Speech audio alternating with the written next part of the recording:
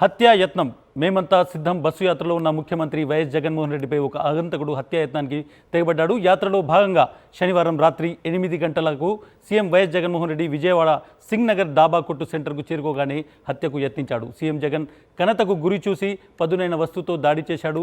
అయితే ప్రజలకు అభివాదం చేస్తూ సీఎం జగన్ పక్కకు తిరగడంతో ఆయన ఎడమ కంటి కనుబొమ్మపై బలమైనటువంటి గాయమైంది. దీంతో సీఎం పక్కకు తూలి ఎడమ కంటిని బలంగా అదిమి పట్టుకున్నారు. ఆయన ఎడమ కన్ను పైభాగం వాచిపోయింది. ఆ తర్వాత సీఎం జగన్ ఎడమ కంటిపై భాగాన గాయమయ్యాక ఆ పదునైన వస్తువు మాజీ మంత్రి వెల్లంపల్లి శ్రీనివాస్కు తగలడంతో ఆయనకు కూడా గాయమైంది. ఇది నిన్న రాత్రి జరిగినటువంటి సిచ్యువేషన్.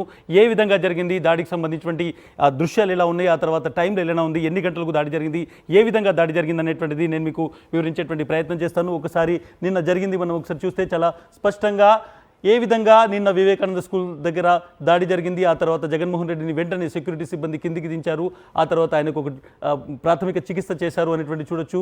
ఆయన ఆ తర్వాత ఆసుపత్రికి వెళ్ళారు. ఆసుపత్రిలో ఆయనను వైద్యులు పూర్తిగా పరీక్ష చేశారు. ఆ తర్వాత ఆయన కేసరపల్లి ఎక్కడైతే బస ప్రాంతం ఉందో అక్కడికి తిరిగి వచ్చినటువంటి దృశ్యాలు మనం చూస్తున్నాం. సో ఈ మొత్తం ఘటన ఎట్లా జరిగింది, దీని వెనుక ఉన్నటువంటి కుట్ర ఏంటిది అనేటువంటిది మీకు వివరించేటువంటి ప్రయత్నం చేస్తాను. ఈ కుట్ర వెనుక ఎవరున్నారు అనేటువంటి దాని మీద పూర్తిగా ఇన్వెస్టిగేషన్ జరుగుతోంది. ఎట్ ద సేమ్ టైం ఆ ఇన్వెస్టిగేషన్కి సంబంధించిన వివరాలు కూడా అందిస్తాము. నిన్న రాత్రి 8:10 ఈ మొత్తం ఘటన జరిగింది. ఘటనకు సంబంధించినటువంటి మొత్తం ఆధారాలను సేకరించేటువంటి పనిలో ఇన్వెస్టిగేషన్ ఆఫీసర్స్ ఉన్నారు. నిన్న సాయంత్రం ఏ విధంగా ఈ మొత్తం దాడి జరిగిందో చూపెట్టేటువంటి ప్రయత్నం చేస్తాను. 8:10 టైం మనం చూడొచ్చు. 8:10 విజయవాడ సింగ్ నగర్లో సీఎం జగన్పై రాళ్ల దాడి జరిగింది. ఈ రాయి దాడి ఏ విధంగా జరిగింది అనేటువంటిది కూడా మొత్తం కెమెరాలో రికార్డ్ అయింది. జగన్మోహన్ రెడ్డి అభివాదం చేస్తున్నారు. అక్కడ వచ్చినటువంటి జనాలకు అభివాదం చేస్తున్న సమయంలో ఒక బలమైనటువంటి రాయి, ఒక గట్టిగా ఉన్నటువంటి ఒక పదార్థము, అది ఏంటిది అనేటువంటి ఇంకా పోలీసులు ఫైనల్ చేయాలి. నేను రాయి అని ఎందుకు కన్ఫర్మ్ చేయట్లేదు అంటే దీనికి సంబంధించినటువంటి పూర్తి ఇన్ఫర్మేషన్ పోలీసులు అధికారికంగా చెప్పాల్సి ఉంది. తాకింది ఒక బలమైనటువంటి వస్తువు, అది ఒక పెల్లెట, ఒక రాయి అనేటువంటిది పోలీసుల నుంచి ఇంకా పూర్తిగా మనకు ఒక కన్ఫర్మేషన్ రావాల్సినటువంటి సిచ్యువేషన్ ఉంది. ఇది కన్ఫర్మేషన్ అయితే కానీ అది ఏ విధంగా దాడి జరిగిందనేది మనం చెప్పలేము. కానీ దాడి అనేటువంటిది ఒక బలమైనటువంటి ఒక వస్తువుతో జరిగింది. దాన్ని రాయి విసరడం జరిగిందా, లేదంటే ఒక పెల్లెట్ను ఒక ఎయిర్ గన్తో ఫైర్ చేయడం జరిగిందా, లేదంటే ఏదైతే క్యాట్ బాల్ ఉంటుందో ముఖ్యంగా తెలుగులో చాలామంది దాన్ని పంగలకర్ర అనేటువంటి దాంతో దాడి జరిగిందా అనేటువంటిది కూడా ఇప్పటికీ పోలీసులు ఇంకా కన్ఫర్మ్ చేయాల్సింది. ఇన్వెస్టిగేషన్ జరుగుతుంది. 8:10 జగన్మోహన్ రెడ్డి ఆయన ప్రజలకు అభివాదం చేస్తున్నటువంటి సమయంలో డైరెక్ట్గా మనం చూడొచ్చు ఆయనకు దాడి జరిగినటువంటి సిచ్యువేషన్ చూసాము.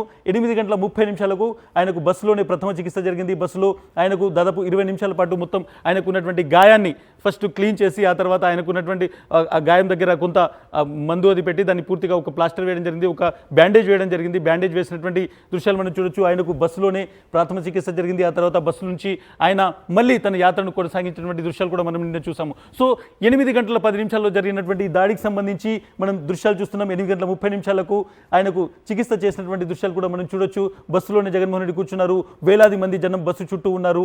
అందరి సమక్షంలో ఒక విధంగా పూర్తిగా ఒక దాడి జరిగిన తర్వాత కూడా ఆయన ఇక్కడ ధైర్యాన్ని కోల్పోకుండా అక్కడి నుంచి బస్సు యాత్రను కూడా కొనసాగించారు. ప్రజలకు అభివాదం చేశారు. వేలాది మంది తన కోసము ఉదయం నుంచి వెయిట్ చేసినటువంటి జనాలకు ఆయన వెయిట్ చేసిన తర్వాత ఆ తర్వాత 8:50 మళ్ళీ ఆయన అక్కడ నుంచి కదిలినటువంటి దృశ్యాన్ని మనం చూసాం. 8:50 జగన్మోహన్ రెడ్డి అక్కడి నుంచి మూవ్ అయ్యారు.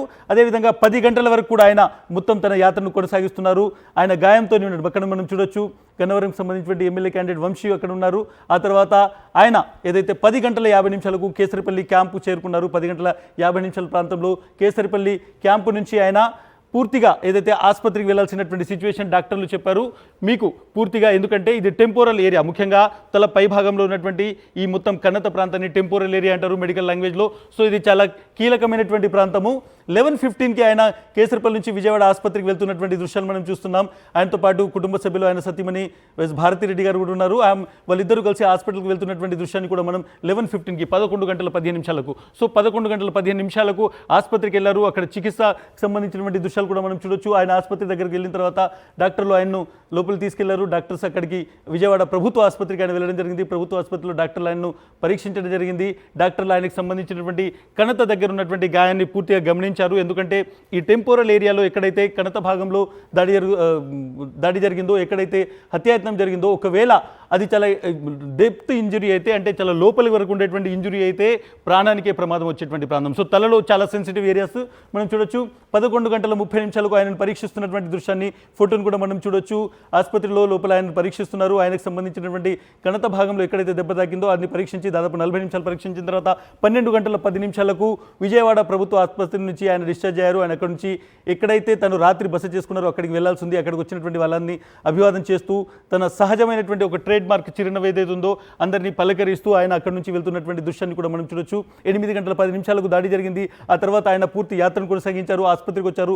12 గంటల 10 నిమిషాల వరకు ఆయన హాస్పిటల్లో ఉన్నారు. 12 గంటల 10 నిమిషాలకు హాస్పిటల్ నుంచి జగన్మోహన్ రెడ్డి, ముఖ్యమంత్రి జగన్మోహన్ రెడ్డి తన కుటుంబంతో సతీమణితో కలిసి మళ్ళీ ఎక్కడైతే నైట్ స్టే ఉందో అక్కడికి చేరుకున్నటువంటి దృశ్యాన్ని చూస్తున్నాం. కేసరపల్లి క్యాంప్ కార్యాలయానికి 12:20కి చేరుకున్నారు.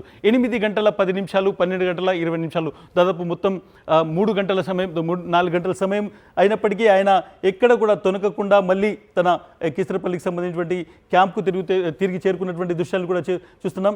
8 గంటల 10 నిమిషాలకు విపరీతమైనటువంటి జనం ఉన్నటువంటి సిచ్యువేషన్, భారీగా ఆయన కోసం జనాలు వచ్చారు. వాళ్ళందరూ వచ్చినటువంటి నేపథ్యంలోనే మొత్తం వాళ్ళందరూ తన చుట్టూ ఉన్నప్పుడు వాళ్ళకి అభివాదం చేస్తున్నప్పుడు జరిగినటువంటి దాడి ఇది. చాలా స్పష్టంగా ప్రతి ఒక్కరు టీవీల్లో, కెమెరాల్లో చూస్తున్నటువంటి దాడి. ఈ దాడి ఎలా జరిగింది అనేటువంటిది చాలా ఇంపార్టెంట్. ఎందుకంటే ఈ దాడి అనేటువంటిది ఒక రాయితో జరిగిందా, లేదంటే దాన్ని ఒక ఎయిర్ గన్తో దీంతో దాడి చేశారా, క్యాట్బాల్తో దాడి చేశారా అనేటువంటి దాని మీద ఇన్వెస్టిగేషన్ జరుగుతుంది. చాలా అనుమానాలు ఉన్నాయి. ముఖ్యంగా మనం చూడొచ్చు, చాలా స్పష్టంగా దీనికి సంబంధించిన ఇన్వెస్టిగేషన్లో చాలా విషయాలు రాబోతున్నాయి. ఒక ముఖ్యమంత్రిని, రాష్ట్ర ముఖ్యమంత్రిని హత్య చేసేటువంటి యత్నం జరిగింది, హత్యాయత్నం జరిగింది, చంపేసేటువంటి ప్రయత్నం జరిగింది. రాజకీయంగా ఎదుర్కోలేకే మా నాయకుడిని, ముఖ్యంగా ముఖ్యమంత్రిని హత్య చేసేటువంటి ప్రయత్నం జరుగుతుంది, ఆయనను ఎలిమినేట్ చేసేటువంటి ప్రయత్నం జరుగుతుంది అనేటువంటిది వైఎస్ఆర్సీపీ చెప్తున్నారు. నిన్న రాత్రి నుంచి ఆంధ్రప్రదేశ్లో మొత్తం చాలామంది ఆందోళనలో ఉన్నారు. జగన్మోహన్ రెడ్డికి ఫ్యాన్ ఫాలోయింగ్ ఎక్కువ.